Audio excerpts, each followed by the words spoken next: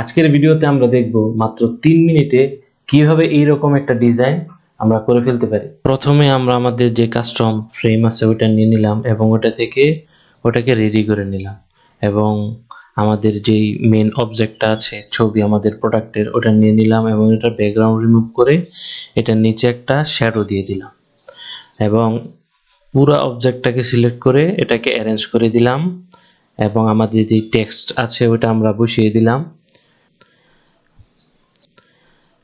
এবার সব রান্না হবে এক ঘি দিয়ে।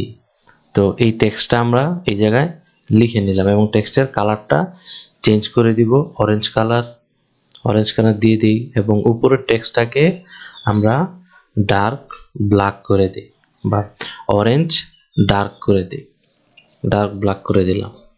তারপর আমাদের লোগোর জন্য আমরা একটা ডেমো লোগো হিসাবে এই জায়গায় একটা লোগো দিয়ে দিলাম, ডেমো লোগো, এবং ডেকোরেশনের জন্য একটা অর্নামেন্ট নিয়ে টেক্সটের নিচে দিয়ে দিলাম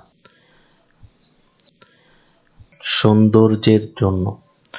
তারপর এই জায়গায় কল করুন বাটন এটা অ্যাড করব। এই জায়গায় একটা টেক্সট লিখলাম কল করুন এবং আমাদের নাম্বারটা দিয়ে দিলাম। আর নাম্বারটা হাইলাইট করার জন্য শেপ নিলাম এবং শেপের উপর নাম্বারটা রাখলাম এবং এই জায়গায় সার্কেল শেপ নিয়ে নিলাম, রাউন্ড শেপ, আমাদের সোশ্যাল মিডিয়া যে আইকনগুলো আছে ওইগুলো বসানোর জন্য। এই জায়গায় ফেসবুক বসিয়ে দিলাম, তারপর ইউটিউব বসিয়ে দিলাম, তারপর আমাদের ইনস্টাগ্রামটাও বসিয়ে দিলাম এবং টুইটারের আইকনটাও আমরা এই জায়গায় বসিয়ে দিলাম এবং কালারটা চেঞ্জ করে দিব, টুইটারের হোয়াইট করে দিব।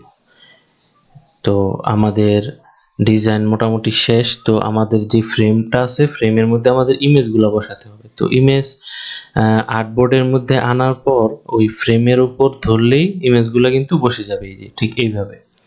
তো এইভাবে আপনারা ইমেজগুলা ফ্রেমের উপর নিয়ে আসলেই সুন্দর করে বসে যাবে।